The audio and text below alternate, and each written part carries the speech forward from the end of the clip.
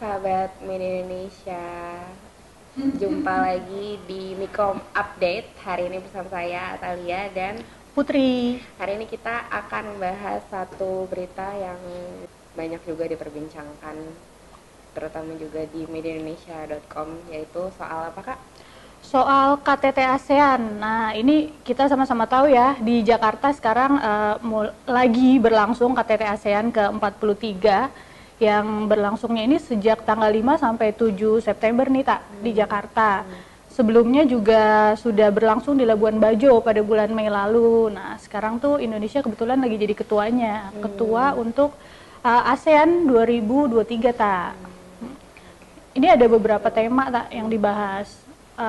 Ada tema salah satunya tuh soal perlindungan pekerja migran. Nah, ini ya kita sama-sama tahu ya, Tak, bagaimana kasus-kasus pekerja migran dari Indonesia maupun dari negara-negara di ASEAN.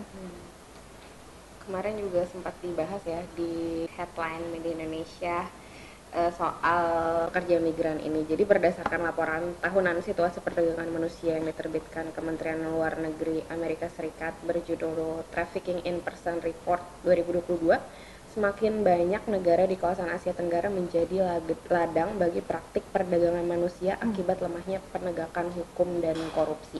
Kalau di Indonesia sendiri gimana, Kak, kondisinya? Di Indonesia sendiri, dari berita-berita termasuk yang diangkat di mediaindonesia.com, kasus pekerja migran yang bisa kebanyakan jadi ke perdagangan orang ya, atau TPPO ini memang masih banyak kejadian nih, Tak, sampai sekarang. Di tahun 2023 aja, Satgas TPPO yang dibentuk oleh Polri mencatat ada sekitar 2.497 korban TPPO yang berhasil diselamatkan. Sampai sekarang ini, sampai bulan akhir Agustus ini, udah ada lebih dari 900 tersangka. Dan ini memang jadi salah satu isu penting nih, Tak, di tingkat regional di ASEAN ini, karena kebanyakan kasus-kasus yang ditemuin juga banyak yang terkait dengan negara ASEAN. Kayak misalnya yang kemarin di Myanmar.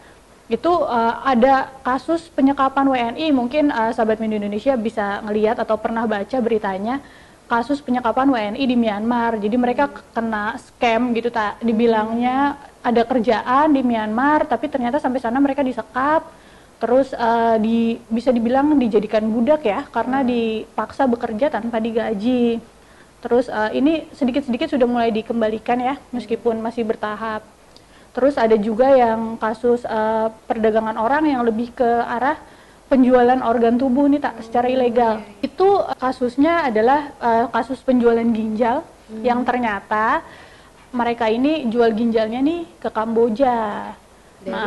Dari Indonesia. Jadi orang-orang Indonesia dikumpulkan, terus mereka dikirim ke Kamboja untuk melakukan operasi untuk dijual ginjalnya nih, Tak. Jadi memang kasus perlindungan pekerja migran dan TPPO ini kayaknya memang salah satu yang krusial ya di pembahasan KTT ASEAN ini.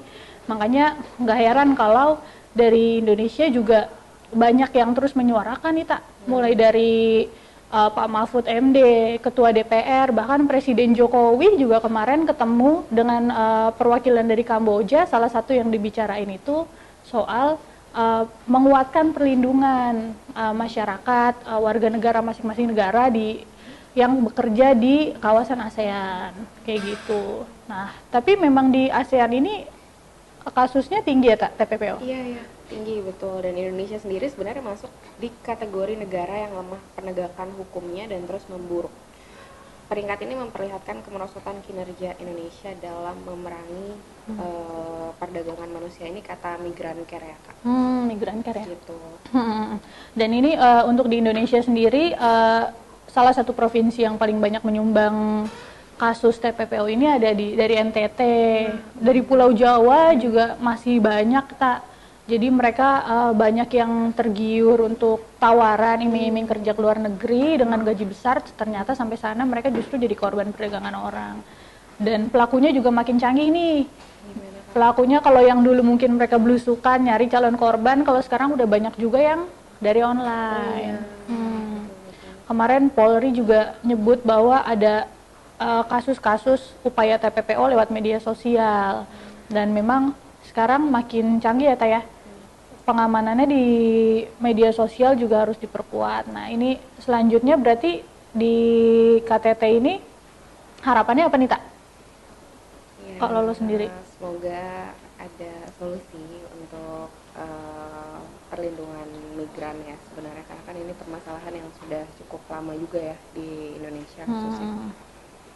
Ya, semoga di KTT ini menghasilkan kesepakatan-kesepakatan dan komitmen bersama yang lebih kuat ya, Tak, di tingkat ASEAN. Jadi kasus TPPO ini bisa sama-sama diminimalisir dan dihilangkan di ASEAN, dan jadi para pekerja yang mau kerja ke luar negeri bisa lebih aman dan terjamin keselamatannya. Oke, sahabat Media Indonesia, kalau mau baca lagi bisa langsung lanjut ke mediaindonesia.com untuk baca update terkait KTT ASEAN maupun kasus lainnya. Oke, sampai jumpa. Bye.